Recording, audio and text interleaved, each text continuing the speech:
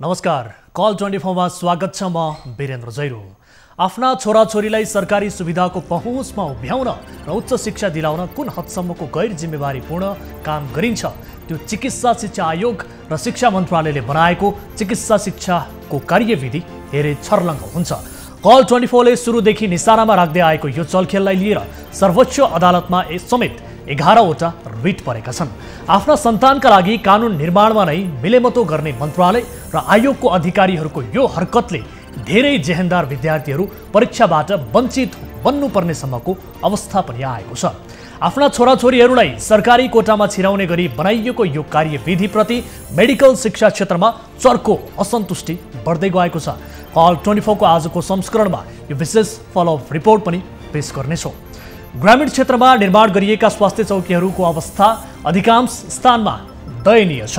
भएका स्वास्थ्य चौकीमा कि चिकित्सक भेटिन्नन् कि त औषधि नै पाइँदैन। तर हुम्लाको विकट क्षेत्र आदानचुली गाउँपालिकामा रहेको स्वास्थ्य चौकी भने मोटरसाइकल राख्ने ग्यारेजमा परिणत भएको छ। गाउँवासीलाई स्वास्थ्य सेवा उपलब्ध गराउनु पर्ने दायित्व बोकेको आदानचुली स्वास्थ्य चौकी उपयोगहीन बनेपछि गाउँवासीको गुनासो पनि चुलिएको छ। आजको संस्करणमा यस सम्बन्धीको विशेष रिपोर्ट पनि पेश गर्नेछौँ।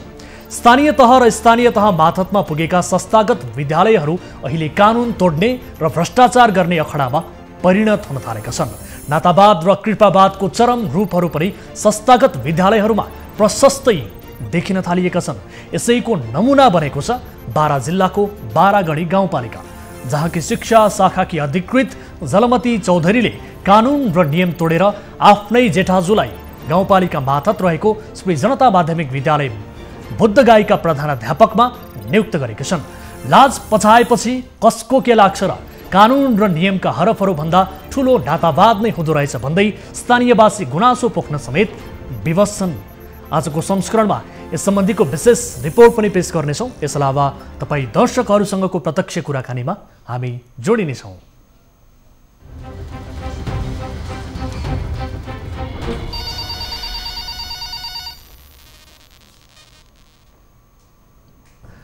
दर्शकहरू, कार्यक्रम कल 24 मा स्वागत छ। आज नयाँ विषयसहित फेरि पनि कार्यक्रममा उपस्थित भएका छौँ।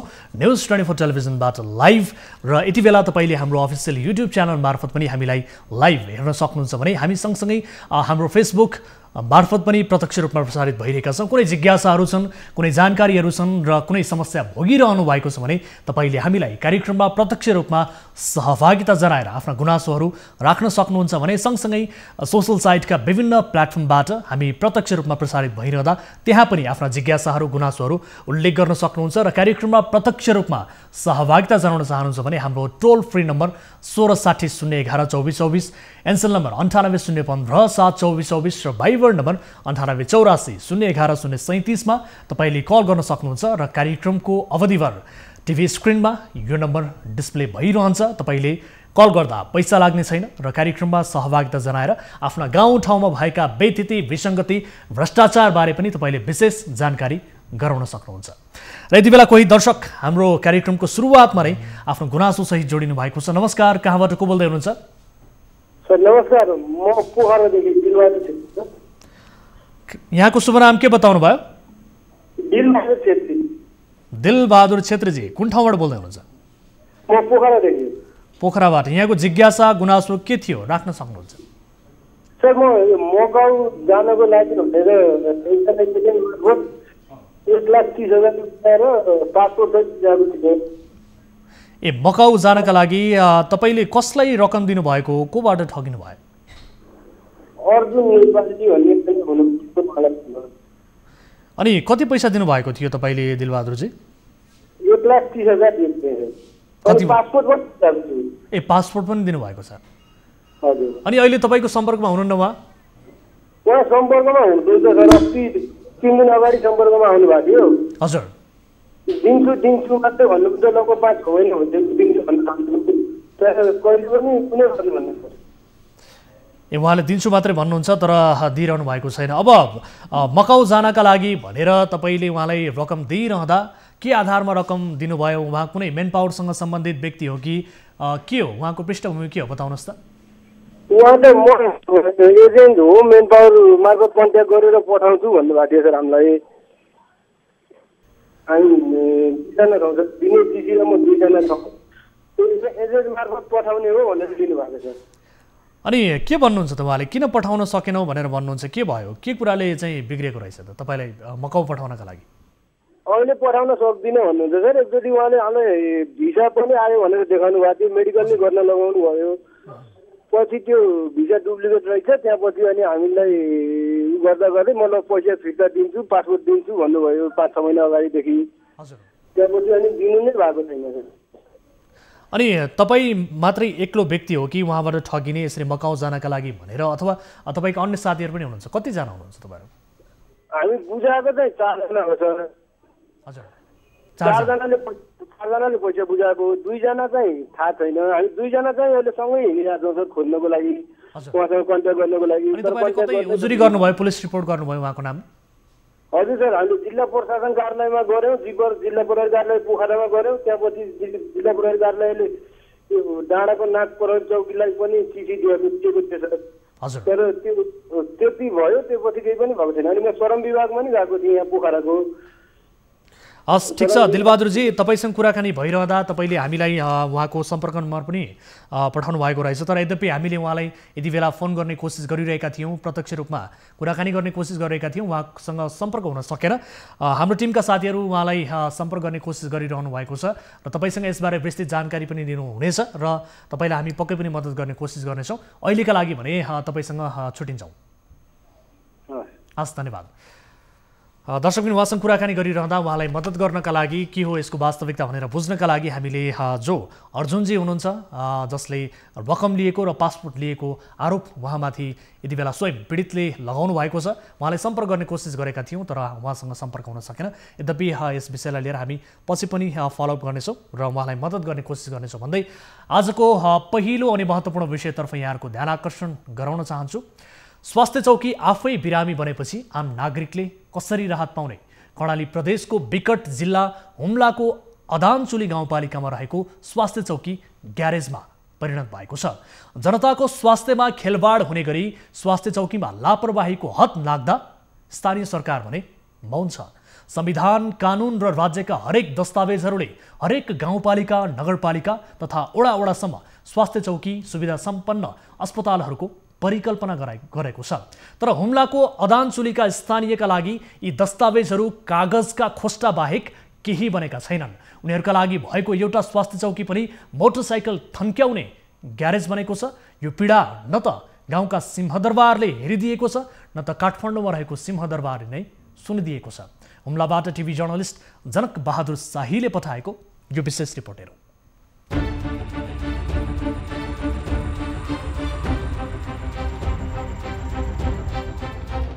दृश्य दूरदराजको हो।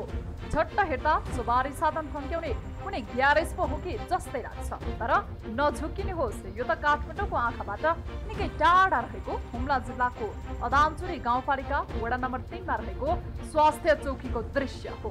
सदरमुकामबाट 44 कोस टाढा रहेको अदानचुलीका स्थानीय सहजै उपचार पाउँदैन।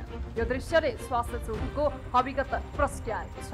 स्वास्थ्य चौकी स्वच्छ, सफा र स्वास्थ्य मैत्री हुनुपर्ने होइन र? तर छैन।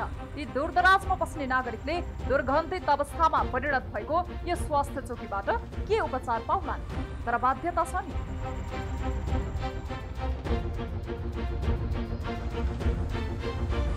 अदानचुली गाउँपालिकाले वडा अध्यक्षहरूका लागि ल्याइएका 10वटा मोटरसाइकल यस स्वास्थ्य चौकीमा राखिएको छ। जनप्रतिनिधिहरूको सुविधाका लागि ल्याइएको मोटरसाइकल राख्ने थलो बनेको स्वास्थ्य चौकीबाट प्रभावकारी उपचार सम्भव होला र? अदानचुली गाउँपालिकामा भइरहेको स्वास्थ्य जस्तो एउटा सम्बन्धित क्षेत्रमा स्वास्थ्य चौकीभित्र जुन अहिले बाइक किनेर वडा अध्यक्षहरूका लागि पालिकाले खरिदेका जुन बाइकहरू छन्, ती बाइकहरू स्वास्थ्य चौकीभित्र एउटा ग्यारेज बनाए जस्तै गरी उहाँ थन्किरहेका छन्। चलाउँदै यताउता चलाएर ताईभित्र राख्ने काम गरिरहेका छन्। 9 महिना भइसक्यो वडा अध्यक्षहरूका 10वटा मोटरसाइकल र केही अरूका पनि मोटरसाइकल राख्ने ग्यारेज बनाएको। कसैलाई वास्तै छैन स्वास्थ्य चौकीको संवेदनशीलता कति छ भने। जिम्मेवार व्यक्तिको लापरवाहीले यो हद नाघेको स्थानीयको गुनासो रहँदै आएको छ। वडा अध्यक्षहरूका लागि अहिले मोटरसाइकल जरुरी किन? बरु स्वास्थ्य चौकीलाई सुविधा सम्पन्न बनाएको भए पनि हुन्थ्यो नि। यहाँका स्थानीयको चाहना यस्तै छ। तर जनप्रतिनिधिहरू काममा भन्दा सुविधामा बढी आकर्षित छन्। संघीयताको कार्यान्वयनसँगै प्रत्येक वडामा कम्तीमा एउटा स्वास्थ्य संस्था, स्वास्थ्य चौकी वा उपस्वास्थ्य चौकी स्थापना गर्नै पर्छ। राष्ट्रिय स्वास्थ्य नीतिले भौगोलिक र जनसङ्ख्याको अनुपातका आधारमा मापदण्ड बनाई बढीमा 30 मिनेटको दूरीमा कम्तीमा एक गाउँ एक स्वास्थ्य चौकी हुनुपर्ने उल्लेख छ। प्रत्येक वडामा बर्थ सेन्टर प्रसुति सेवा सञ्चालन गर्नुपर्ने हो, तर पालिकाले यो पनि गर्न सकेको छैन। 5 वटा वडा रहेको अदानचुरी गाउँपालिकामा वडा नम्बर 3 र 5 मा मात्र बर्थ सेन्टर प्रसुति सेवा छन्। स्वास्थ्यका लागि सरकारले विभिन्न कार्यक्रम ल्याएको दाबी गरे पनि हुम्लाका अदानचुरी जस्ता धेरै गाउँपालिकाहरू आधारभूत अधिकारहरूबाट वञ्चित छन्। उनीहरूको पीडा न त स्थानीय न त प्रदेश सङ्घले नै सुन्छ। कसलाई सुनाउने यी पीडा?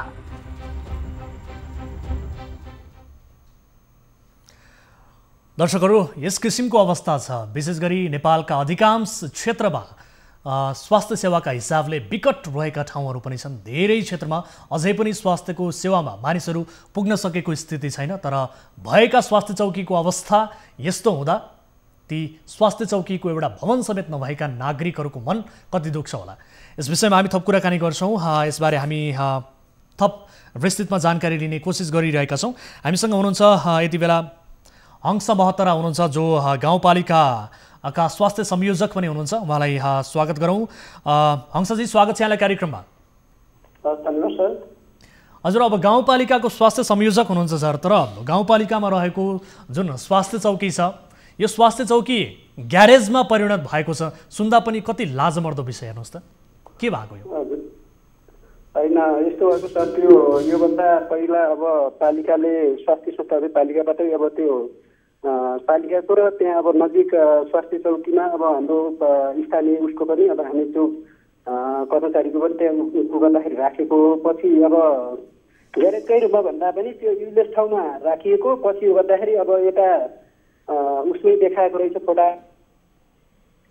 त्यो नहुनु पर्ने अब फेरि टाइमको निम्ति गाउँपालिकाले अब त्यो अर्को बनाउने उसमा पनि छ। अब लगभग 1 हप्तापछि हाम्रो त्यो त्यसको निम्ति राख्नको निम्ति अब त्यो बन्दैछ। हजुर, बनिँदैसम्मको निम्ति अब त्यो त्यहाँ सुरक्षितको निम्ति राखिएको, बाहिर कुनै पनि राख्ने स्थान नभएको कारणले गाउँपालिकाले अब त्यो समन्वय गरेर राखेको। त्यो पनि पुरै ग्यारेजको रूपमा भन्दा पनि जो युजलेस जुन स्थान छ त्यो तरिकाले राखेको हो, होइन? हजुर।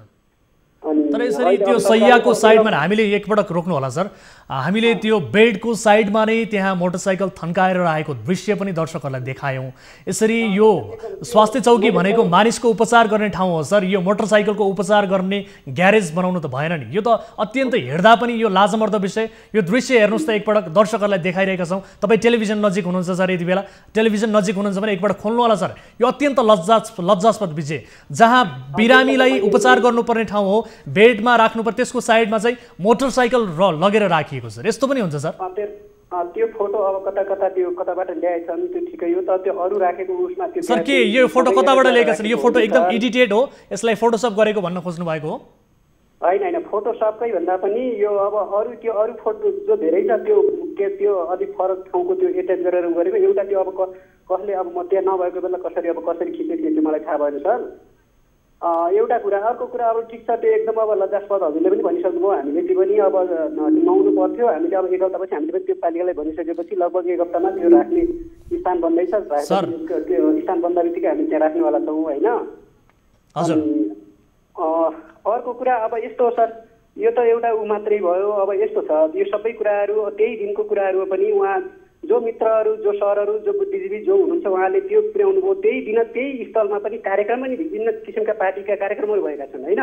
हजुर। यो कुराहरूलाई हजुरहरूले अझ पनि तल निहालेर बुझ्नुहुन्छ भने ठिक छ। अब तपाईँहरू अब फलोअप गर्नुहुन्छ, अझ फेरि पनि अब तपाईँ फलोअप गर्नुहुन्छ। हामी त्यो पनि सुधार्ने नसुधार्ने भोलिको दिनहरूमा हजुरहरूले फलोअप गर्नुहुन्छ, त्यो गर्ने नगर्ने, होइन? सर, यो बकैदा सुधार्नुपर्ने विषय हो सर। यो अत्यन्त गम्भीर विषय हो एउटा स्वास्थ्य जस्तो क्षेत्रमा। सर एकपटक सुन्नु होला, तपाईँ आफै मनन गर्नुहोस्। हामीले विशेष गरी जो गाउँपालिकाले वडा अध्यक्षहरूका लागि ल्याएका 10 वटा मोटरसाइकल छन्, यो मोटरसाइकलले यो स्वास्थ्य चौकीमा रहने गरेको खुलेको छ। जनप्रतिनिधिहरूको सुविधाका लागि ल्याइएका मोटरसाइकल राख्ने थलो बनेको छ यति बेला तपाईँहरूले यो सञ्चालन गरिरहेको स्वास्थ्य चौकी। र यो स्वास्थ्य चौकीमा मोटरसाइकल यसरी राखिरहँदा यो स्वास्थ्य चौकीबाट कसरी सेवा प्रवाह भइरहेको छ, आम नागरिकले कसरी यो स्वास्थ्यको सुविधा पाइरहेका छन् भन्ने छर्लङ्ग भएको छ सर। यो सहजै अनुमान गर्न सक्ने विषय हो सर, होइन भने भन्नुहोस्। त्यो भएको हामीले पनि त्यो रियलाइज गरेका छौँ। तत्कालै हामीले त्यसको व्यवस्थाको निम्ति पनि 1 हप्तामै हामीले त्यसको अब म्यानेजमेन्ट गर्दै भनेर अब हामी त्यो पद चालिसकेको छ। त्यो कुरा हामीले अब गाउँपालिकामा भनिसकेपछि गाउँपालिकाले पनि ल हामी तत्कालै अब बाहिर राख्दाखेरि असुरक्षित हुन्छ, अब त्यो भएका कारण तत्कालको निम्ति हामीले क्षणिक टाइमको निम्ति राख्छौँ भनेर त्यो कुरा गर्नुभयो। अब त्यसको अझ पनि अब गाउँपालिका अझ पनि तपाईँहरू गाउँपालिका अब अध्यक्षजी हुनुहुन्छ, त्यसपछि प्रशासकीय अधिकृतजी हुनुहुन्छ, उहाँहरूसँग पनि अब हामीले कुरा पुर्याएकै हो होइन, हजुरहरूले पनि पुर्याइदिनु होला होइन। हजुर अब यो हामीले तत्कालै अब 1 हप्तामै अब अर्को बन्दैछ भनिसकेपछि ठिकै त्यो अनुसार हामीले गरेका छौँ होइन, तत्कालको निम्ति त्यो भएको छ सर। अब यो कति समय भयो सर यसरी अस्पतालमा यो ग्यारेज जसरी नै आफ्नो बाइक पार्किङ गर्ने अवस्था कहिलेदेखि चलिरहेछ यो बताउनुहोस् त। यस्तो यस्तो भएको छ सर, यो गाउँपालिकाको अब विभिन्न घटना परिघटनाले गर्दाखेरि एकपछि अर्को अर्कोपछि अर्को यो झगडा लफडा विविध कारणले गर्दाखेरि धेरै समय भइसकेको छ। हजुर पहिले यो कोरोनाको टाइमबाटै भएको यो अब बिचमा झगडाहरू लफडाहरू भए त्यतिखेर पनि अब तत्कालै बाहिर गर्नुहोस् भन्दाखेरि पनि अब कहिले केही गरिदिने कहिले केही गरिदिने यो कारणले गर्दाखेरि ढिलो भएको सर। अहिले अब तत्कालै 1 हप्ताभित्रै गर्ने भनेर हामी त्यहाँ लगभग त्यहाँ अब सामग्रीहरू फल्याक पनि ल्याइसकेका छन्, अब सुरु गर्छन् होला सर। अनि तपाईँहरूले गाउँपालिका अध्यक्ष समक्ष यो कुरा राख्नु भएन सर, किनभने यो त गलत हो नि सर। जहाँ मान्छेको उपचार हुन्छ त्यहाँ मोटरसाइकल लगेर बेडको साइडमा राखिन्छ भने यसरी त्यो अस्पताललाई त्यो स्वास्थ्य चौकीलाई ग्यारेज बनाइन्छ भने यो त अत्यन्त नसुहाउँदो विषय, गलत हो सर। तपाईँले गलतलाई गलत किन भन्न सक्नु भएन सर? गलत त गलत नै हो। अनि किन भन्न सक्नु भएन तपाईँले गाउँपालिका अध्यक्ष होस् अथवा अन्य जनप्रतिनिधिहरू समक्ष यसो नगर्नुहोस्, यो यहाँ मानिसको उपचार हुने ठाउँ हो भनेर तपाईँले भन्न चाहिँ किन सक्नु भएन? यो त तपाईँहरूको पनि बडो लापरवाही हो सर, ठुलो लापरवाही हो। त्यो हामीले भनेकै यो कुरा पुर्याएकै हो सर। अब त्यसको निम्ति हामी म्यानेज नगर्नेसम्म हामी क्षणिक टाइमको निम्ति राख्छौँ, त्यसरी हामी म्यानेजमेन्ट गर्छौँ भनिसकेपछि अब सबै अब स्वास्थ्य संस्थादेखि लिएर हरेक निकायहरू गाउँपालिकै एउटा अधीनमा रहने भएको कारणले गर्दाखेरि अब गाउँपालिकाले म्यानेज गर्छ भन्ने तरिकाले भनिसकेपछि अब हामीले भन्नु केही रहन्छ सर। गाउँपालिकाले जिम्मा लिन्छ भन्दैमा तपाईँहरूले गलत कुरालाई पनि साथ दिने हो? तपाईँ एउटा एउटा स्वास्थ्यसँग रिलेटेड व्यक्ति संयोजक हुनुहुन्छ, एउटा जिम्मेवार व्यक्ति भएर गलत कुरालाई गलत भन्न नसक्ने हो तपाईँ? हजुर होइन साथ दिएको होइन सर, गलतलाई गलत नै। यो त त्यही देखियो, तपाईँहरूले बगैँचा उहाँहरूले राख्छु भन्नुभयो, त्यो कारणले राख्नुभयो भनेर तपाईँले जवाफ दिनुभयो सर। यस्तो पनि हुन्छ, नराख्नुहोस्, यो यो यो यसका लागि बरु छुट्टै पार्किङ स्थल बनाउने हो कि के गर्ने हो भनेर तपाईँहरूले पनि त सल्लाह सुझाव दिनुपर्छ होला। स्वास्थ्य चौकीको संयोजक भइसके पछाडि, तपाईँले एउटा गाउँपालिकाको संयोजक भइसके पछाडि तपाईँको क्षेत्र अधिकारको भित्र पनि यो कुरा पर्छ सर। आफ्नो अधिकारको प्रयोग गर्दै यसलाई अलिकति दबाब दिएर यो मोटरसाइकल राख्ने ठाउँ चाहिँ नबनाउनुहोस् भनेर यसलाई व्यवस्थित गर्ने जिम्मेवारी तपाईँको होइन सर? हो सर, हुनलाई त हो, त्यो मैले भनिहालेँ, त्यो त सहज मैले स्वीकारिहालेँ नि। त्यसको लागि मैले अब कुरा नपुर्याएको मैले कुरा गरिसकेको कुरा गर्दाखेरि पनि अब हामी तत्कालै म्यानेज गर्छौँ भन्दा भन्दै अब यसरी अब लम्बिया हो सर होइन। तत्कालको निम्ति अब हामीले क्षणिक टाइमको निम्ति हामी असुरक्षित भयो त्यो तरिकाले हामी गर्छौँ भन्दाखेरि हामीले कुरा नपुर्याएको होइन, पुर्याएको सर। हजुर अब तत्कालै 1 हप्ताभित्र हुन्छ भनेर भन्नुभएको छ, अब के हुन्छ सर? अब यसरी हेर्नुहोस्, त्यहाँ स्वास्थ्य चौकीमाथि यस किसिमको गतिविधिहरू भइरहँदा त्यहाँ रहेका आम नागरिकको स्वास्थ्य सेवा पहुँचमा पुग्ने र स्वास्थ्य उपचार पाउने अधिकारमाथि पनि तपाईँहरूले हनन गरिरहनु भएको छ सर। यसो गर्न पाइँदैन। अब यसलाई सुधार्नका लागि तपाईँले आफ्नो तर्फबाट के गर्नुहुन्छ? हामी गाउँपालिका अध्यक्षसँग पनि यस विषयमा कुराकानी गरौँला, तर तपाईँको आफ्नो तर्फबाट यसलाई सुधार्ने प्रतिबद्धता के हुन्छ हामी यो सुन्न चाहन्छौँ अहिले। बताउनुहोस् सर, बताउनुहोस् अब के गर्नुहुन्छ बताउनुहोस् तत्काल यसलाई सुधार्नको लागि सर।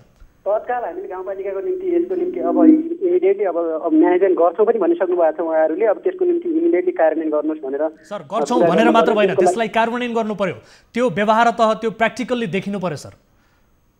त्यही त हामी अब त्यहाँ मोटरसाइकल राखिन्छ भने त्यो राख्न आजैदेखि बन्द हुनु पर्यो सर। त्यसको लागि सकिन्छ भनिसकेका छौँ सर होइन। त्यसको निम्ति हामी उहाँहरूले पनि अब राख्छौँ भनेर कुरा के अरे त्यसको निम्ति व्यवस्था गर्छौँ भनेर भनिसक्नु भएको छ। हजुर अब हामी तत्कालै गर्न पठाउँछौँ कार्यान्वयन। हामी पनि अब हाम्रो पक्षबाट मेरो पक्षबाट मैले जे गर्नुपर्ने हो जति गर्नुपर्ने उहाँले जति एउटा जवाब दिनुपर्ने हो हामी गर्छौँ। आजकै दिनबाट हामीले त्यसको निम्ति अब के गर्ने आजदेखि हटाउन सक्नुहुन्छ यसलाई?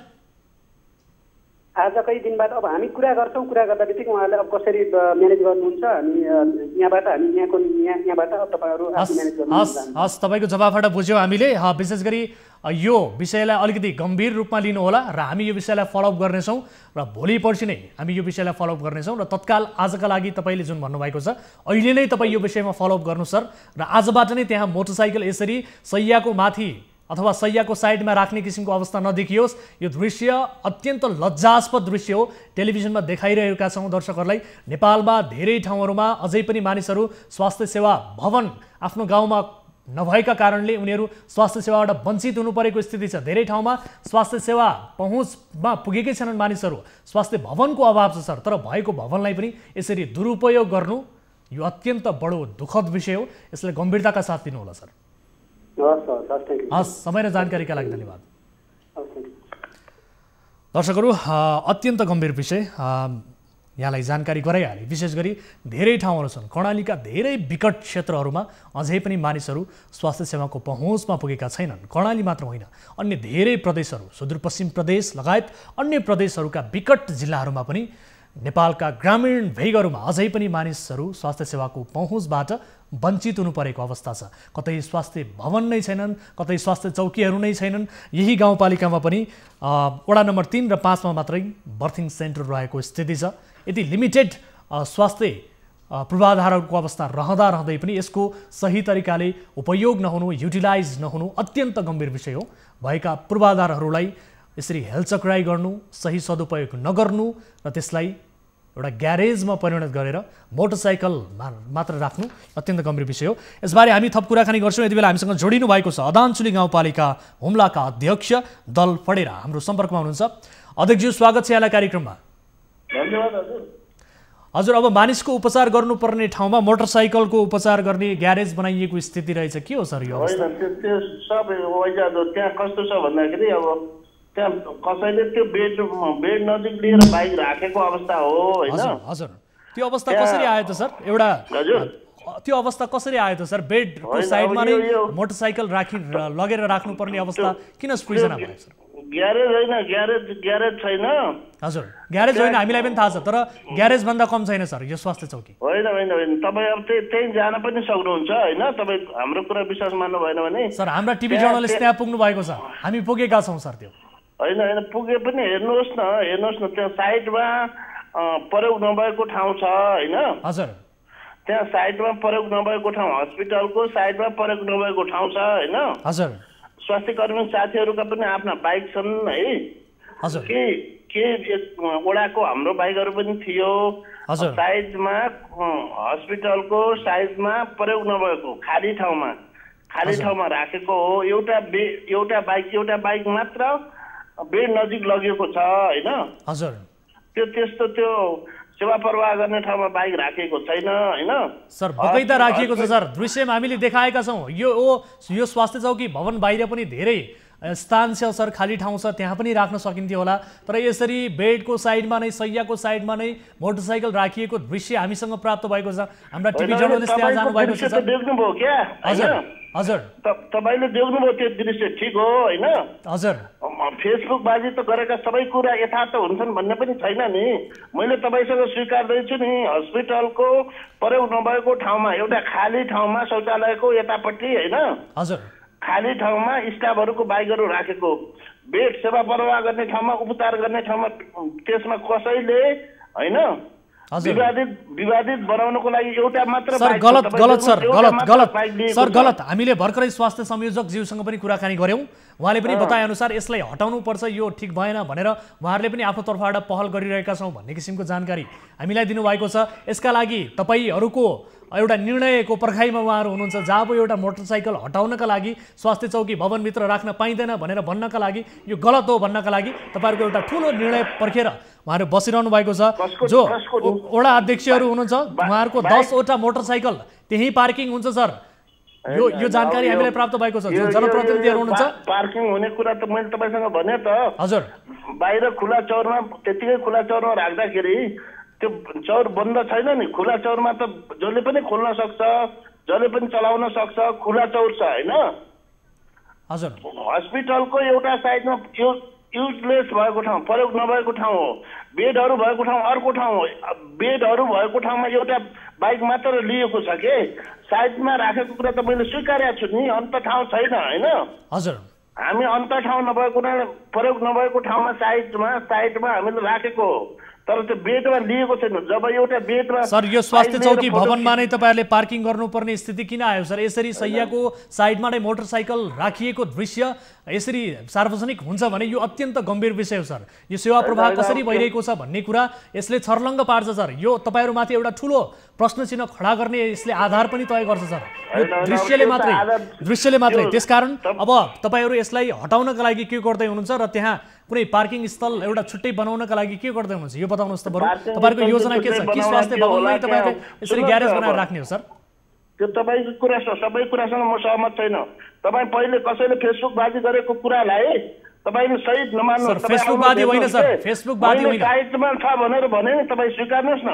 साइजमा छ, जुन ठाउँमा हस्पिटलको खुल्ला छ हजुर, एउटा प्रयोग नभएको ठाउँमा राखेको कुरा मैले स्वीकारे। अरू ठाउँमा हाम्रो ठाउँ भएन र खुला ठाउँमा सेवा प्रवाह गर्ने ठाउँ छुट्टै छ हैन। तपाईसँग जाने र बेड ल्याएर बेड नजिक एउटा मोटरसाइकल राखिएको छ हैन, त्यो सुनियोजित छ क्या हैन। तपाईसँग मैले हरेक कुरालाई सुनियोजित भन्नुहुन्छ सर। तपाईहरु यस्ता कुराहरू आए भने देखिए भने यसलाई सुनियोजित हो, कसैले जान बदनाम गराउनका लागि भन्ने किसिमको मानसिकता मात्र गर्नुहुन्छ सर। तर यो यसलाई निगरानी किन गर्न सक्नुहुन्न? यसलाई सही तरिकाले व्यवस्थापन किन गर्न सक्नुहुन्न सर? त्यो यो बदमास मान्छेले कसैले एउटा बाइक लिएर फोटो खिचेर हाल्यो, अर्को ठाउँमा हामीले साइडमा खुला ठाउँमा हामीले प्रयोग नभएको ठाउँमा राखेको स्वीकारेका छौँ। सुन्नुहोस् है हजुर, बेड भएको रुममा हाम्रो बाइकहरू छैन, प्रयोग नभएको ठाउँमा हामीले राखेको स्वीकारेका छौँ। कर्मचारी स्वास्थ्य कर्मी साथीहरूका पनि बाइक छन् हैन, संयोजकको बाइक छ, सहसंयोजकको बाइक छ हैन, उनीहरूले पनि त्यहाँ ल्याएर राख्छन्। तर अब बाहिर स्वास्थ्यको बिल्डिङ जो जीर्ण नै छ, अब त्यहाँ पुरै नयाँ 15 शैय्याको बिल्डिङ बन्दैछ हैन, हजुर, जीर्ण भएको एउटा छेउमा राखेको हो, त्यो कुरा हामी स्वीकार्छौँ। तर अब सेवा प्रवाह गरिरहेको ठाउँमा बाइक छैन, त्यो भरमा नपर्नुहोस्। एउटा बाइक कसैले लिएर फोटो खिचेर त्यो फेसबुकबाजी गरिएको होइन, त्यो झुट हो। एउटा साइडमा प्रयोग नभएको ठाउँमा त हामी राखेका छौँ भनेर स्वीकारेका छौँ नि। जब त्यो एउटा जुन फोटो आएको छ बेड नजिकै बेडैसँग ठोक्काएर राखेको छ होइन, त्यो यथार्थ होइन, भरमा नपर्नुहोस्। यथार्थ होइन भने नभन्नुहोस् न, दृश्यले बोलिसकेको छ सर। बरु यसलाई सुधार्छौँ भन्नुहोस् न, यसलाई सुधार्छौँ, हामीले सही तरिकाले पार्किङ व्यवस्थापन गर्छौँ। मानिसको स्वास्थ्यभन्दा मानिसको जीवनभन्दा ठुलो एउटा मोटरसाइकल होइन, यस मूल्यवान होइन भन्ने कुरा यसलाई कल्पना गरेर यसलाई मनन गरेर तपाईँहरू यसलाई सुधार्छौँ भनेर भन्नुहोस् न सर। बरु त्यो ठुलो कुरा हो नि। तपाईँलाई मैले भने त हामीले प्रयोग नभएको ठाउँमा हामीले राखेको कुरा मैले स्वीकारेँ। बेडमा हामीले बेड सेवा मान्छेको उपचार पनि बेडमा गर्ने, सँगसँगै बाइकभित्र राखेको होइन, मैले गरेकै छैन, हामीले राखेकै छैनौँ, त्यो नहुने कुरा हामी स्वीकार्दैनौँ। तर अब यसरी मानिसहरूले कम्प्लेन गर्ने ठाउँ छ भनेर तपाईँले भने त तपाईँलाई सर अध्यक्षज्यू एउटा साइडमा अध्यक्षज्यू प्रयोग नभएको ठाउँमा राखेका छौँ, त्यो कुरा म स्वीकार। ठिक छ अध्यक्षजी, एकपटक सुन्नु होला। तपाईँले जुन हिसाबले भन्नुभयो यो सुनियोजित मान्छेले बदनाम गराउनका लागि भनेर भन्नुभयो, यसमा तपाईँको आफ्नो धारणा होला, बेग्लै किसिमको छ। तर विशेष गरी मानिसले यसरी आलोचना गर्ने र विशेष गरी यसरी क्वेसन गर्ने, कम्प्लेन गर्ने ठाउँ चाहिँ तपाईँहरूले किन राख्नुहुन्छ त? यसलाई अलरेडी तपाईँहरूले सुरुमा नै यो स्वास्थ्य जस्तो संवेदनशील क्षेत्रमा यो गर्न पाइँदैन, यसरी गर्न हुँदैन, यो किसिमको गर्ने वातावरण सृजना नहोस् भन्ने हिसाबले तपाईँले किन सोच्नुहुन्न भन्ने मेरो प्रश्न हो सर। ठाउँ थिएन, त्यहाँ बाहिर खुला चौर थियो, अनि त्यो भवन नै पनि जीर्ण छ होइन। हजुर, सेवा प्रवाह भएको ठाउँमा हामीले राखेका छैनौँ। म अहिले पनि भन्छु तपाईँलाई होइन, हजुर, त्यो बिल्डिङमा प्रयोग नै नभएको खाली ठाउँमा राख्ने कुरा, त्यो राखेर गल्ती भयो भने हाम्रो गल्ती भयो, ठिकै हो होइन। हजुर, बेडसँग जोडिएर हामीले राखेका छैनौँ, त्यो कुरा अहिले फेरि पनि भने तपाईँको मिडिया मार्फत त्यो सुनियोजित षड्यन्त्र हो। हस् ठिक छ सर, अब तपाईँले केही नभए पनि यसलाई ठिक छ गल्ती हो भन्ने स्वीकार गर्नुभएको छ। यो ठुलो हस्पिटलको एरिया खुला छ होइन, हजुर, खुला जो पनि जान्छन्, त्यहाँ घोडा खच्चर पनि गएका छन्, त्यो बन्द भएको छैन, त्यो बन्द गर्नेतिर हामी लागिरहेछौँ। हस्पिटललाई छुट्टै एउटा घेराबन्दी गर्ने, घेरबार गर्ने कुरातिर हामी सचेत छौँ होइन। तर अब त्यो खुला भएको अवस्थामा बाइकहरू पनि बाहिर स्टाफहरूकै बाइक राखिरहँदा पनि बच्चाहरूले चलाउने, सिसाहरू फुटाउने, त्यस्तो गरेपछि प्रयोग नभएको एउटा खाली भाग हामीले युज गरेकै हो। तपाईहरुले जे कुरा चाहिँ अहिले हस्पिटलमा सेवा प्रवाह गर्ने ठाउँमा हामीले गरेका छैनौँ। त्यो भरम अहिले पनि नपर्नुहोस्। कसैले त्यसलाई त्यहाँ बाहिर पार्किङ गरेको चिजलाई कसैले त्यहाँ ल्याएर हस्पिटलको बेडसँग जोडेर जो फोटो आयो त्यो गरेको। ठीक छ अध्यक्षजी अब धेरै कुरा नलम्ब्याउँ, निष्कर्षमा जाउँ। विशेष गरी तपाईले जुन हिसाबले भन्नुभएको छ हामी अस्पताललाई घेरबार गर्ने र सँगसँगै अलिकति संरक्षित सुरक्षित गर्ने किसिमको वातावरण बनाउनका लागि हामी यसबारे सोचिरहेका छौँ भन्नुभएको छ। यो सोच तपाईहरुको कार्यान्वयनमा छिट्टैभन्दा छिट्टो लागू होस् र अस्पताललाई एउटा यो स्वास्थ्य चौकीलाई पार्किङ स्थल चाहिँ बनाउने गरी देखिने गरी यस किसिमका दृश्यहरू आगामी दिनमा सार्वजनिक नहोस् र वैकल्पिक रूपमा पार्किङका लागि तपाईहरुले प्रभावकारी योजना ल्याउन सक्नुहोला, यसबारे सोच्नुहोला। हामी यही भन्न चाहन्छौँ। अहिलेका लागि तपाईले समय र जानकारीका लागि धेरै धेरै धन्यवाद।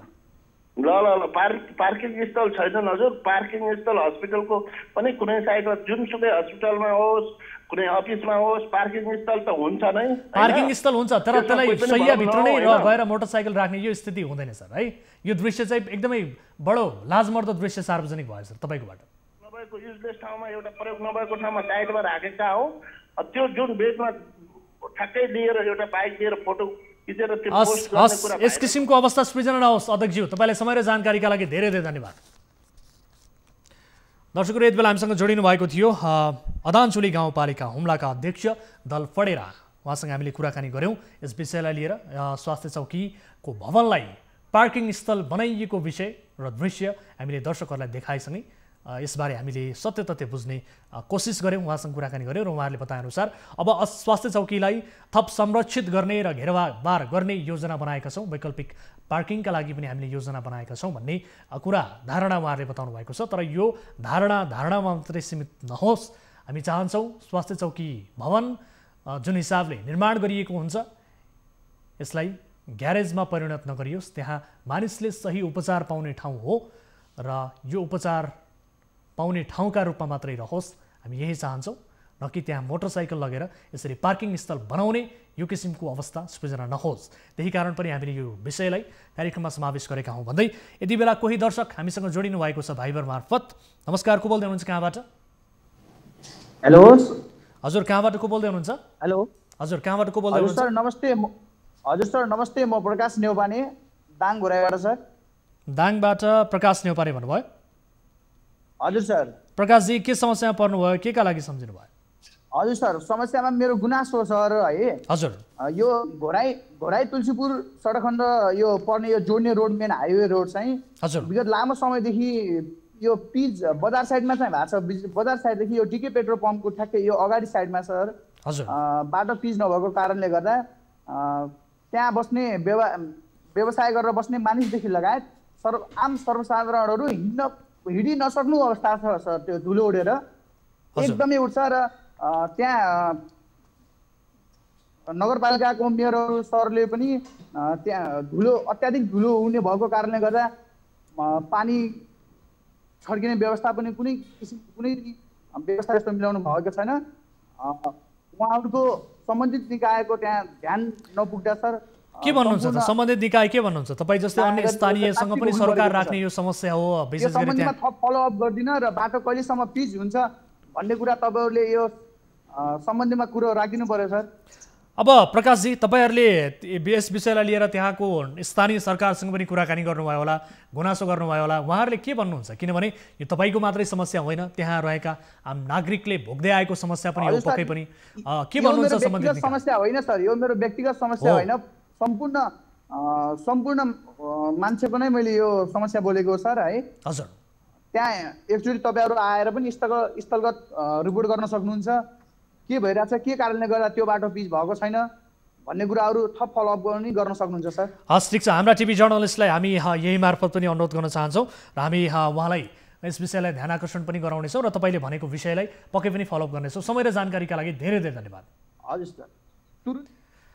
दर्शकहरू अब आजको अर्को विषयतर्फ यहाँहरूको ध्यान आकर्षण गराउन चाहन्छु। कार्यक्रम कल 24 को माघ 23 गतेको श्रृङ्खलामा चिकित्सा शिक्षा आयोग र शिक्षा मन्त्रालयको मिलोमतोमा चिकित्सा शिक्षाको कार्यविधि निर्माण गर्दा ठूलो चलखेल भएको विषय उजागर गरेका थियौँ। चिकित्सा शिक्षा आयोग र मन्त्रालयका केही अधिकारीहरूले आफ्ना छोराछोरीलाई सरकारी कोटामा छिराउन नीतिगत चलखेल गरेको आरोप पीडितहरूले गुनासो गरेपछि यो विषय कल 24 को निशानामा परेको थियो।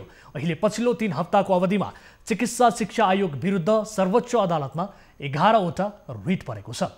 चिकित्सा शिक्षा आयोगले गत पुस 18 गते स्नातकोत्तर अध्ययन गर्न लिएको MSMD र BDS को परीक्षा विवादित बनेको छ। टिभी जर्नलिस्ट रिया भण्डारीले तयार पारेको यो फलोअप रिपोर्ट हेर्नुहोस्।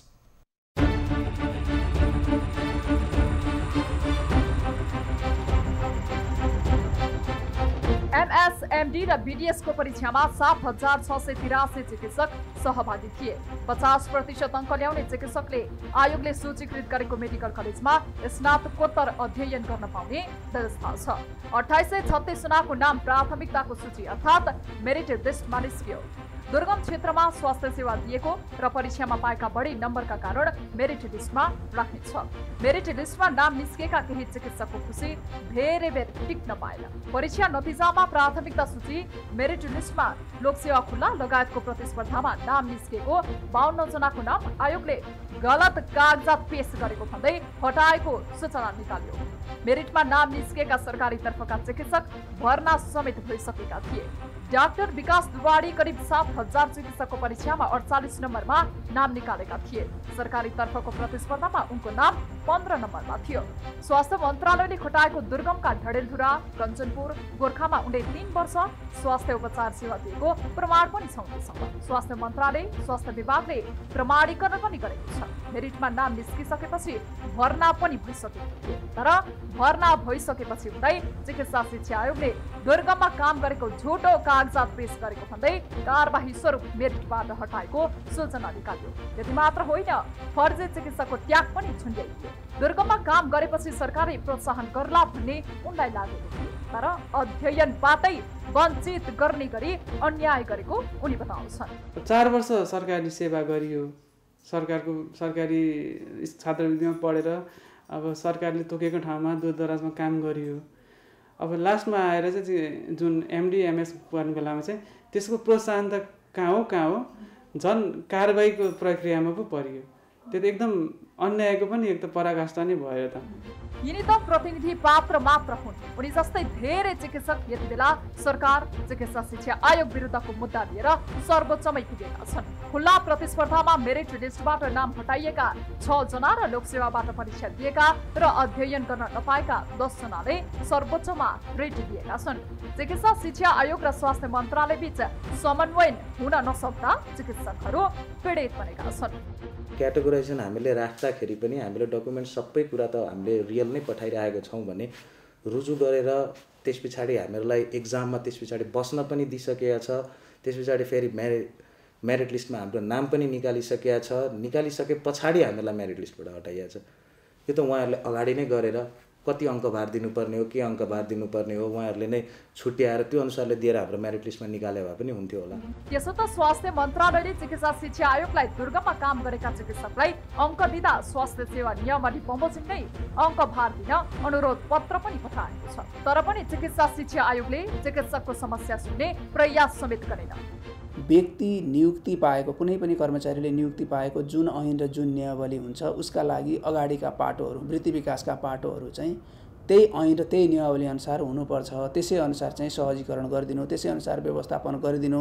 अन्यथा भोलिका दिनमा मानिस स्वास्थ्य सेवामा नआउने, भोलिका दिनमा दुर्गममा गएर सेवा नगर्ने र अन्ततः स्वास्थ्य सेवा, देशको स्वास्थ्य प्रणाली नै असर पर्ने अवस्था आउन सक्छ।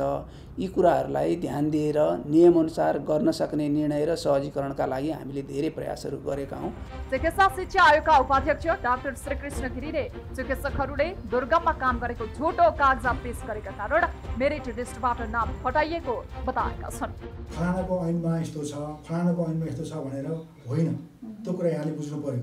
मैले यहाँलाई भने यहाँ एप्लाई गर्ने चिकित्सकहरू देशभित्र काम गर्ने सरकारी, गैर सरकारी, स्वास्थ्य मन्त्रालय, आर्मी, रक्षा, सामान्य प्रशासन जहाँकोले पनि एप्लाई गर्ने भएको हुनाले सबैले मान्नुपर्ने नियमावली चिकित्सा शिक्षा ऐन अन्तर्गतको नियमावली हो, आफूले काम गरेको ठाउँको नियमावली होइन। दुर्गम क्षेत्रमा स्वास्थ्य उपचार दिएका चिकित्सकलाई स्नातकोत्तर अध्ययनबाट वञ्चित गर्दा चिकित्सकको मनोबल खस्किएको छ।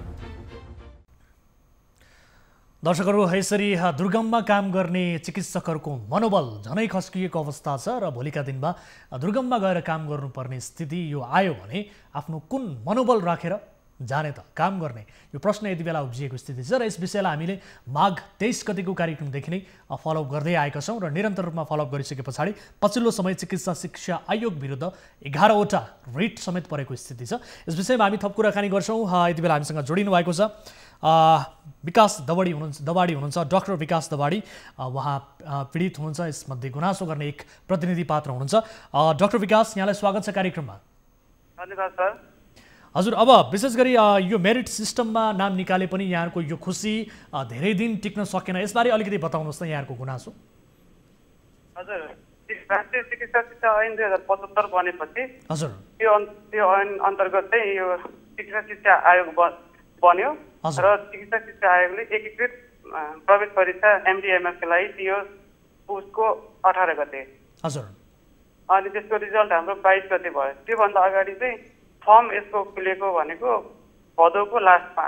हजुर, र फर्म भरियो। हामीले सरकारी स्वास्थ्य मन्त्रालय खटाएर हजुर मापदण्ड एउटा मापदण्ड निश्चित मापदण्ड बनाएर 2 वर्ष दुर्गममा काम गरेपछि इक्जाम दिएर त्यही मापदण्ड अन्तर्गत अङ्क लिएर इक्जाममा प्रवेश इक्जाम दिन पाउने हाम्रो अवसर हुन्छ होइन। हजुर, त्यो अवसर अन्तर्गत हामी चाहिँ त्यो अङ्क पाउने हिसाबले दूरदराजमा काम गर्न गयो। मेरै कुरा गर्ने हो भने म विगत 3 वर्षदेखि नेपालको दुर्गम कञ्चनपुर जिल्ला, डडेलधुरा जिल्ला र गोर्खा जिल्लाका दुर्गम ठाउँमा काम गर्दै आएको छु। हजुर, त्यो अन्तर्गत हामीलाई चाहिँ स्वास्थ्य सेवा नियमावली 2055 बमोजिम देशका दुर्गम ठाउँहरूमा काम गर्ने हिसाबले हामीलाई पठाएको थियो। अहिले एकाएक के भयो भने अहिले चिकित्सा शिक्षा ऐन बनिसकेपछि चाहिँ चिकित्सा शिक्षा आयोगले चाहिँ हामीलाई निजामती ऐन अन्तर्गत फर्म भर्नु भनेर त्यो सफ्टवेयरको हिसाबले बनायो। हजुर, र त्यसले चाहिँ कन्फ्युजन क्रिएट गर्यो र आयोगमा अनौपचारिक रूपमा हामीले बुझेको पनि हो। फर्म भर्दाखेरि के गर्ने यो कन्फ्युजन भएको छ भन्दाखेरि अहिले टाइम छैन, तपाईँहरू आफ्नो हिसाबले फर्म भर्नुहोस्, हामी रुजु गर्छौँ भन्ने हिसाबले उहाँले गर्नुभयो। त्यस्तो रेस्पोन्स आयो र त्यही तरिकाले हामीले फर्म भरियो। एकदम फेरि 1 दिन मात्रै टाइम थियो हामीलाई फर्म भर्नलाई। हजुर, अब यो हजुर संघीयता निजामती ऐन पनि कार्यान्वयनमा आएको छैन। अब यो कार्यान्वयनमा आएको ऐन नै तपाईँहरूप्रति लाद्न खोजिएको भन्ने तपाईँहरूको यो आरोप हो? संघीय निजामती ऐन नआइसकेको अवस्थामा हामीलाई चाहिँ यो के अरे स्वास्थ्य सेवा नियमावली 2055 नै आकर्षित हुने हुनाले हजुर त्यही अन्तर्गत हामीले अङ्कभार पाउनुपर्ने हाम्रो दाबी हो। र त्यो जुन ऐन अनुसार हामी खटियो त्यही ऐन अन्तर्गतै हामीले अङ्कभार पाउनुपर्ने हाम्रो दाबी हो। चिकित्सा शिक्षा आयोगले चाहिँ होइन, तपाईँहरू निजामती अनुसार भर्नुपर्ने हुन्थ्यो, तपाईँले गल्ती गर्नुभयो, त्यही भएर तपाईँलाई हामी कारबाही गरियो भन्नुभयो। हजुर, अब 52 जना हुनुहुन्छ होइन तपाईँहरू यसरी कारबाही यो सूचीबाट नाम हटाइएको 52 जना हुनुहुन्छ र चिकित्सा शिक्षा आयोगले के पनि भनेको छ भने विशेष गरी दुर्गममा काम गरेको झुट्टा कागजात यहाँहरूले पेश गरिसके पछाडि मेरिट लिस्टबाट तपाईँहरूको नाम हटाइयो भन्ने धारणा दिएको छ। यो यसमा कतिको सत्यता छ? त्यसमा सर यसमा खासै सत्यता छैन, किनभने हामीले एउटा पनि कागज, मेरो हिसाबमा कुरा गर्ने अरूको मलाई त्यति जानकारी भएन, म लगायत मेरा सरकारीमा काम गर्ने चिकित्सकहरू, सरकारी सिस्टममा काम गर्ने चिकित्सकहरूले चाहिँ कुनै पनि कागज झुटा विवरण प्रस्तुत गरेका छैनन्। सबै कागजहरू हेर्न सक्नुहुन्छ तपाईँहरू, सबै प्रष्ट छन्। तपाईँ क्रस भेरिफाई स्वास्थ्य मन्त्रालयमा गएर क्रस भेरिफाई पनि गर्न सक्नुहुनेछ। त्यो हामीले दिएका विवरणहरू कुनै झुटा छैनन्। र बाँकी रहे चाहिँ दुर्गमको क्याटेगोराइजेसनको लागि चाहिँ 2टा नियमावली ऐनहरू बाध्यका हुनाले त्यो अन्तर्गत कन्फ्युजन भएर चाहिँ प्रब्लम आएको हो। विवरणहरू काम गरेको विवरण कुनै झुटा छैनन्। यो झुटा भएछ भने हामीले कुनै दाबी गर्नै मिल्दैन। हामीलाई 2 वर्ष कारबाही होइन, आजन्म कारबाही गर्दा पनि हामीलाई के फरक पर्दैन। त्यस्तो झुट्टा नै विवरण प्रस्तुत गरेको रहेछ भने चाहिँ। हजुर, अब डाक्टर साहब जस्तो अब स्वास्थ्य मन्त्रालयले पनि अब चिकित्सा शिक्षा आयोगलाई विशेष गरी दुर्गममा काम गरेका जति पनि चिकित्सकहरू छन् उहाँहरूलाई अङ्क दिँदाखेरि चाहिँ स्वास्थ्य सेवा नियमावली बमोजिम नै दिनुपर्ने भन्ने किसिमको यो अङ्कभार दिनका लागि पनि अनुरोध गरेको स्थिति छ। यसलाई चाहिँ चिकित्सा शिक्षा आयोगले किन चाहिँ मान्न सकेन अथवा किन चाहिँ प्रतिक्रिया दिन मानेन? हजुर, 2077 यो पुस 20 गते पहिला पनि लबिङ गरिरहेको थियो शिक्षा स्वास्थ्य मन्त्रालयले आयोगलाई अनौपचारिक रूपमा औपचारिक बैठकहरूमा सचिवजी नै गएर कुरा गर्नुभएको उहाँले अनौपचारिक रूपमा पनि भन्नुभएको थियो हामीसँग कुरा हुँदाखेरि र लिखित रूपमा चाहिँ यो पुस 20 गते अङ्कभार चाहिँ स्वास्थ्य सेवा नियमावली 2055 अनुसार दिनु होला भनेर फेरि लिखित रूपमा आयोगमा चिठी पठाउनु भएको छ। आयोगमा दर्ता पनि भएको छ त्यो कागज, त्यो चिठी, त्यो तर उहाँहरूले त्यसलाई मान्नु भएर र यो धेरै पुरानो हामीलाई आकर्षित नहुने खालको यो स्वास्थ्य सेवा नियमावली भन्दा अगाडिका यो निजामती सेवा ऐन 2049 र नियमावली 50 अन्तर्गत हामीलाई अङ्कभार राख्ने भनेर उहाँहरूले त्यो हिसाबले सफ्टवेयर बनाउनु भयो। हजुर, र सफ्टवेयरमा चाहिँ सफ्टवेयरको बनाउनु भयो र हामीले फर्म भर्दाखेरि त्यो कन्फ्युजन भएको कारणले गर्दाखेरि क ख गमा कन्फ्युजन भएर उहाँहरूले त्यो बेलाको कुरा चाहिँ अहिले आएर गल्ती गरिस् भनेर अहिले चाहिँ हामीलाई झुट्टा विवरण भनेर प्रचार गर्नुभयो र फेरि त्यसबाट हटाउनु भयो। प्रब्लम त्यति नै हो। अब यसलाई चाहिँ अब कसरी सम्बोधन गर्ने भन्ने कुरामा आयोगले हामीसँग कहिले सल्लाह पनि गर्नु भएन, छलफल पनि गर्नु भएन, किन हामीलाई स्पष्टीकरण दिने एउटा मौका पनि दिनु भएन। एकाएक इमेल पठाएर कारबाहीको जानकारी गराउनु भयो। हजुर, अब जस्तो अब डाक्टर विकास यहाँले भने जस्तै अब चाहिँ के गर्नुहुन्छ त? किनभने तपाईँहरूको झुटा विवरण पेश गरेको भन्ने किसिमको तपाईँहरूलाई भनेको छ। दुर्गममा गएर यति धेरै सेवा तपाईँहरूले गर्नुभएको छ, यति धेरै दुर्गम क्षेत्रमा गएर काम पनि गर्नुभएको छ। एउटा भनौँ न एक हिसाबले त्यो डेडिकेसन तपाईँहरूको देखिएको छ स्वास्थ्य क्षेत्रमा। त्यति हुँदाहुँदै पनि चिकित्सा शिक्षा आयोगले तपाईँहरूले झुट्टा विवरण पेश गरेको भनेर मेरिट लिस्टबाट नै नाम हटाइदिएको स्थिति छ। अब चाहिँ के गर्नुहुन्छ त? यो चिकित्सा शिक्षाको जुन किसिमको चलखेल हो भनेर तपाईँहरूले भनिरहनु भएको छ, यो चलखेललाई कसरी लिनुभएको छ? तपाईँको प्रोसेस के हुन्छ? 11वटा रिट समेत सर्वोच्च अदालतमा परेको अवस्था छ चिकित्सा शिक्षा आयोग विरुद्ध। यसबारे बताउनुहोस् न, अब के गर्नुहुन्छ, के गर्ने मनसायमा हुनुहुन्छ तपाईँहरू? हजुर, यसको ब्याकग्राउन्डमा भन्दाखेरि चाहिँ हाम्रो चिकित्सा शिक्षाको सुधारको अभियन्ता हाम्रो आदरणीय प्रोफेसर डाक्टर गोविन्द केसीको पटक पटकको अनसन र सङ्घर्ष, त्यसलाई हामीले सरकारी शिक्षकको हैसियतले विभिन्न ठाउँमा काम गर्दाखेरि गरेको प्रत्यक्ष सहयोग, जसमा चाहिँ ओपिडी बन्द गरेर हुन्छ कि अथवा के गरेर हुन्छ, सरकारलाई दबाब दिने हिसाबले त्यो ऐन एउटा राष्ट्रिय चिकित्सा नीति आउनु पर्यो, त्यो अन्तर्गत आयोग बन्यो। आयोग बनिसकेपछि हामीलाई हाम्रो कुराहरू सुनिन्छ र सरकारी चिकित्सक लगायत गैर सरकारी सबैको भावनाहरू समेटिन्छ भन्ने हामीलाई विश्वास थियो। तर अन्तिममा आएर चाहिँ जुन बेला एमडी एमएसको इन्ट्रान्स दिने बेलामा एउटा इन्ट्रान्स दिएर नाम निस्केर पढ्ने बेलामा अहिले आएर चाहिँ आयोग यस्तो असहयोगी र हाम्रो कुरा नसुन्ने एकरो कारबाही नै गर्ने भन्ने पक्षमा जुन लागेको छ, यसले हामीलाई एकदम मर्माहित बनाएको छ र हाम्रो कुराहरू नसुनिएको कारणले गर्दा अन्तिममा हामी न्यायालयको ढोका ढकढकाउन बाध्य भएका छौँ र न्यायालयमा यो कुरा विचाराधीन पनि छ। अन्तरिम आदेश पनि आएको छ र अझै छलफलको लागि पेशी तोकिएको छ। यस विषयमा बाँकी कुराहरू त आयोगको हाम्रो यो जुन सामञ्जस्यताको अभाव भएको कुरालाई चाहिँ न्यायालयले यसलाई चिनोखानो लगाउला आगामी दिनमा। तर जुन हिसाबले हामी चिकित्सकमाथि यस्तो असहिष्णुता र एकहोरो कारबाहीको जुन प्रोसेस अगाडि बढेको छ, त्यसले चाहिँ हामीलाई यो दुर्गममा काम गर्ने हामी चिकित्सकहरूको मनोबल चाहिँ साह्रै नै गिरेको अवस्था छ। अब विशेष गरी तपाईँहरूले जुन हिसाबले झुटा विवरण पेश गर्यो भनेर चिकित्सा शिक्षा आयोगले भनिरहँदा तपाईँहरू त स्वास्थ्य मन्त्रालयको ऐन अन्तर्गत नै दुर्गम क्षेत्रमा खटाउने भन्ने ऐन अनुसार नै तपाईँहरू खटिनु भएको हो। त्यहाँको डकुमेन्ट पनि तपाईँसँग सबै कुराहरू थियो होला, कागजातहरू थियो होला। यो हुँदाहुँदै पनि तपाईँहरूप्रति यस किसिमको आरोप कारबाही गर्नुपर्ने कारण चाहिँ के हुनसक्छ? यो चलखेल चाहिँ के हुनसक्छ सर?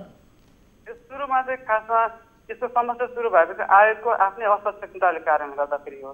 किनभनेदेखि हामीले फर्म भर्दा कन्फ्युजन भयो होला, तर आयोगमा त काम गर्ने धेरै जनशक्तिहरू छन्। हामीले भरेका क्लिक गरेका एउटा क्लिकले हाम्रो जिन्दगी तलमाथि, हाम्रो भविष्यमाथि खेलवाड भएको छ। त्यो क्लिक डकुमेन्टमा कुनै समस्या छ भने हामीलाई कारबाही गर्न हामी रेडी छौँ। कुनै पनि एउटा क ख ग कुनै पनि एउटा लाइन पनि कतै कुनै कन्फ्युजन छ भने अथवा तलमाथि छ, हामीले झुटा विवरण प्रस्तुत गरेका छौँ भने त्यसमा कारबाही भोग्न हामी तयार हुनुपर्छ। त्यो मैले स्वीकार गर्छु।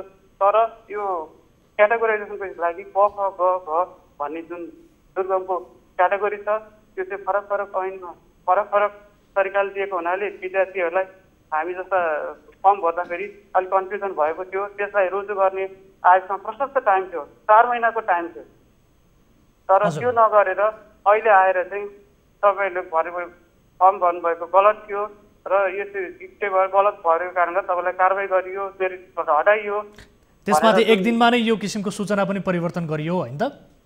हजुर, यो टलखेल छ भन्ने कुरा चाहिँ एउटै सूचना एक दिनमा 2 पटक प्रस्तुत गरेको छ, जसमा चाहिँ ठिक छ। यस विषयलाई हामीले फलोअप गरिरहेका छौँ। विशेष गरी यो विषय सर्वोच्च अदालतसम्म पुगिसकेका हुनाले न्यायालयले पक्कै पनि यसबारे सत्य तथ्य छानबिन गर्नेछ, फैसला गर्नेछ। हामी यही अपेक्षामा छौँ र तपाईँहरूको जुन किसिमको माग रहेको छ र यो माग छिट्टै पुरा हुनेछ र सत्यको पक्कै पनि जित हुनेछ भन्ने सवाललाई लिएर हामी आशावादी हुन चाहन्छौँ। र अहिलेका लागि समय र जानकारीका लागि तपाईँलाई धेरै धेरै धन्यवाद।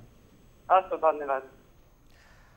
दर्शकहरू, यसरी चिकित्सा शिक्षा आयोगले स्नातकोत्तर अध्ययन अर्थात् MSMD परीक्षा जुन लिएको थियो यो अत्यन्त विवादित बनेको स्थिति छ र त्यहाँ चिकित्सा शिक्षा आयोगले चलखेल गरेको र आफ्ना निकटका व्यक्तिहरूलाई यसको अवसर दिनका लागि भनेर जो दुर्गममा काम गरेका चिकित्सकहरू छन् उनीहरूको कागजात झुटो विवरण पेश गरेको भनेर कारबाही गरी मेरिट लिस्टबाट समेत उनीहरूको नाम हटाएको स्थिति छ। यसबारे हामीले कुराकानी गऱ्यौँ र यसबारे थप कुराकानी हामी गर्ने कोसिस गरिरहेका छौँ, किनभने दुर्गम क्षेत्रमा काम गर्ने चिकित्सकहरूको मनोबल बढाउनुको साटो उल्टै यो मनोबल खस्काउने किसिमको काम स्वयं चिकित्सा शिक्षा आयोगबाट भएको छ। यद्यपि स्वास्थ्य मन्त्रालयले यसरी दुर्गम क्षेत्रमा काम गर्ने जति पनि चिकित्सकहरू हुनुहुन्छ उहाँहरूको अङ्कभार यही आधारलाई तय गर्दै अङ्कभार दिनका लागि भनेर आग्रह गरेको थियो चिकित्सा शिक्षा आयोगलाई स्वास्थ्य मन्त्रालयले। तर मन्त्रालयको निर्देशनलाई समेत यति बेला अवज्ञा गर्दै चिकित्सा शिक्षा आयोगले एकलौटी रूपमा चाहिँ यसरी कारबाही गरेको स्थिति छ र झुटा विवरण पेश गरेको भनेर स्वयं उनीहरूलाई कारबाही गरिसके पछाडि ती चिकित्सकहरूले सर्वोच्च अदालतसम्म पुग्नु परेको स्थिति छ।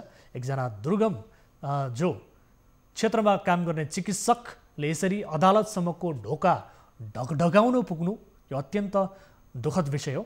र यति बेला हामीले कोसिस गरिरहेका थियौँ कुराकानी गर्ने जो चिकित्सा शिक्षा आयोगका उपाध्यक्ष हुनुहुन्छ प्राध्यापक डाक्टर श्रीकृष्ण गिरी, उहाँसँग कुराकानी गर्ने कोसिस गरिरहेका थियौँ। यद्यपि उहाँले हाम्रो टेलिफोन उठाए पनि यसबारे आफूले कुनै धारणा नराख्ने भनेर बताउनु भएको बारे हामीलाई जानकारी प्राप्त भएको छ।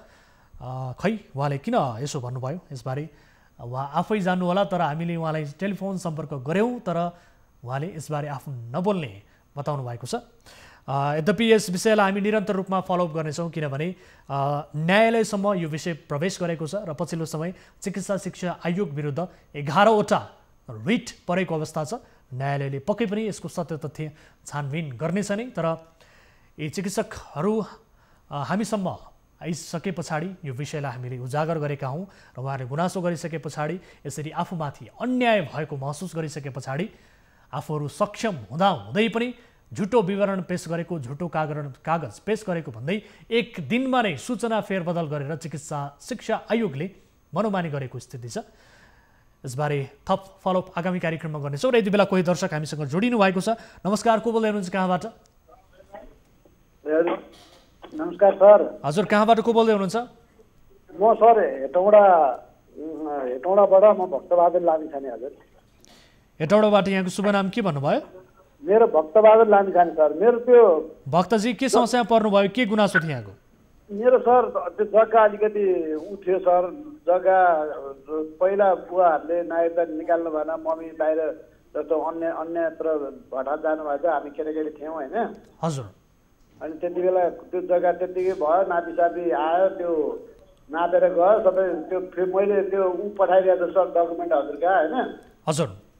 अनि अब यहाँ पूर्जा किन आउँदैन भन्दा हामी गयो, यो मालबाटै हुन्छ, किन गराउनु भन्छन् सर। अब हाकिमहरूले हुँदैन कहाँ हुन्छ भन्छ, गराउनु हुन्छ, पूर्जै आउँदैन सर। धेरै वर्ष भइसक्यो। अनि हजुरहरूलाई मैले गुनासो अस्ति मैले सरलाई फोन गरेको थिएँ, अनि त्यही भएर सर यस सम्बन्धी थप विवरणहरू हामीलाई पठाउनु भएको छ यहाँले? मैले डकुमेन्ट पठाएको सर। हस्, ठिक छ सर। हजुर, फिल्डबुक र त्यो डकुमेन्ट जुन जग्गाको डकुमेन्ट सबै पठाएको सर। हस्, ठिक छ। अब तपाईँको भनाइ चाहिँ के हो? विशेष गरी तपाईँको माग चाहिँ के हो बताउनुहोस् त। अब तपाईँले चाहनु भएको त्यो पूर्जा निकाल्न पर्यो भनेर सर। पूर्जा निकाल्न पाउनु पर्यो। हजुर, हामी त अरू केही पनि छैन सर, सबै त्यति हो, जमिन भएको केही पनि छैन। यो जग्गा चाहिँ कसले अरूको नाममा लिन खोजेको बताउनु भयो तपाईँले? यो मेरो बुवाको पहिला ऐरानी नाति मम्मीको नाममा भएको होइन सर? हजुर। मम्मीको नाममा नाति भएपछि मम्मी अन्तै जानुभयो, हामी केटाकेटी। हजुर। हामीलाई अल्लाह केटाकेटी भएपछि मम्मीको नाममा मम्मी अन्यत्र अन्तै पहिलो जानुभएछ। अनि हामी त अब हामीलाई केही पनि थाहा छैन, बुवाले त्यो केही पनि गर्नु भएन। त्यो त्यत्तिकै पेन्डुलम बसेको जग्गा हो सर। त्यो दर्ता मात्र त्यो फिल्डबुकमा छ, त्यो रसिद छ होइन सर? हजुर। नाति भएको रसिद छ, अरू चाहिँ केही पनि छैन। हस्, ठिक छ। यस विषयलाई बुझ्ने कोसिस गर्नेछौँ हामी सम्बन्धित निकायसँग, यसबारे के भएको रहेछ र यसबारे तपाईँको गुनासोलाई सम्बोधन गर्नका लागि हामी उहाँहरूसँग बुझ्ने कोसिस गर्नेछौँ। अहिलेका लागि भने समय र जानकारीका लागि धेरै धेरै धन्यवाद। Sir, thank you sir.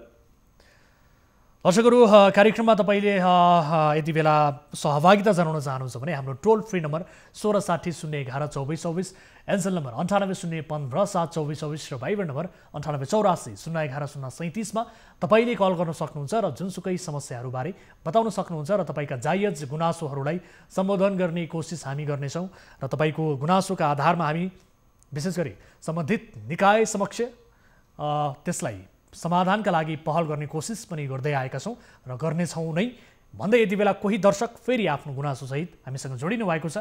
नमस्कार, को बोल्दै हुनुहुन्छ, कहाँबाट? हेलो। हजुर, कहाँबाट को बोल्दै हुनुहुन्छ? Hello hello. हजुर, सुन्दै हुनुहुन्छ मलाई? कहाँबाट बोल्दै हुनुहुन्छ? हजुर, म ओखलढुङ्गाबाट सुमन खड्का बोल्दैछु। सुमनजी, के समस्यामा पर्नुभयो, के जिज्ञासा, के गुनासो थियो यहाँको? अनि सुन्नुहोस् न, आजभन्दा मैले 4-5 वर्ष अगाडि एउटा बिजुलीमा काम गरेको थिएँ होइन, एउटा ठेकेदारसँग। हजुर। अनि उहाँले चाहिँ मलाई अस्ति कहिले पनि के यस्तो पैसा दिन्छु भने नदिने, दिन्छु भने नदिने गर्नु भइरहेछ। हजुर। अनि अस्ति पनि दिन्छु भन्नुभयो र म काठमाडौँ आएको थिएँ, ओखलढुङ्गादेखि काठमाडौँ आएर दिनु भएन कि उहाँले। अस्ति 15 गते बिहान दिन्छु भन्नुभएको थियो।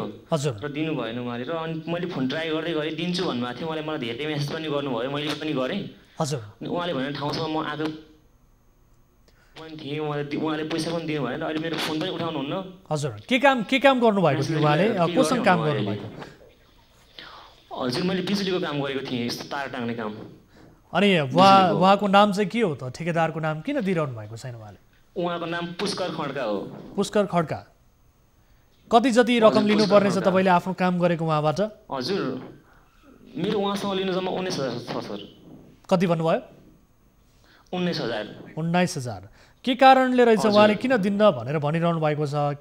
के बताइरहनु भएको छ? हजुर, किन चाहिँ उहाँले दिन नमानिरहनु भएको छ तपाईँलाई? त्यो त सर थाहा भएन, उहाँले फोनै उठाउनुहुन्न। कहिले मेरो दिन्छु त भन्नुभयो। हजुर। भइरहेको थियो कि, अनि उहाँले भन्ने ठाउँसम्म गएको पनि थिएँ। हजुर। अनि तर उहाँले दिनु नै भएन क्या मलाई। अहिले त मेरो फोन कति गर्छु, म फोनै उठाउनुहुन्न उहाँले। ए, तपाईँको सम्पर्कमै आउनुहुन्न अहिले उहाँ? हस्, ठिक छ। तपाईँले हामीलाई उहाँको सम्पर्क नम्बर पठाउनु भएको रहेछ। हाम्रो टिमका साथीहरू उहाँलाई टेलिफोन गर्ने कोसिस गरिरहनु भएको छ, तर उहाँको सम्पर्क हुन सकेन भन्ने किसिमको जानकारी प्राप्त भएको छ। उहाँलाई सम्पर्क हुन सकेन। यद्यपि यो विषयलाई हामी फलो गर्नेछौँ र तपाईँलाई मद्दत गर्ने कोसिस गर्नेछौँ।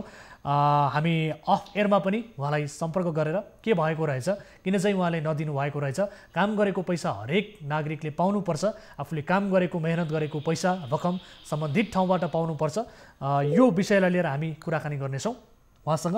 तपाईँलाई समय र जानकारीका लागि धेरै धेरै धन्यवाद। दर्शकहरू, तपाईँका ससाना समस्यालाई पनि हामी सम्बोधन गर्ने कोसिस गर्छौँ, विशेष गरी लाइभ सल्युसन प्रत्यक्ष प्रसारण मार्फत नै कुनै पनि विषयको समाधान खोज्ने कार्यक्रमका रूपमा कल 24ले आफूलाई उभ्याउँदै आएको छ र ससाना समस्यालाई पनि हामी सम्बोधन गर्ने कोसिस गर्छौँ।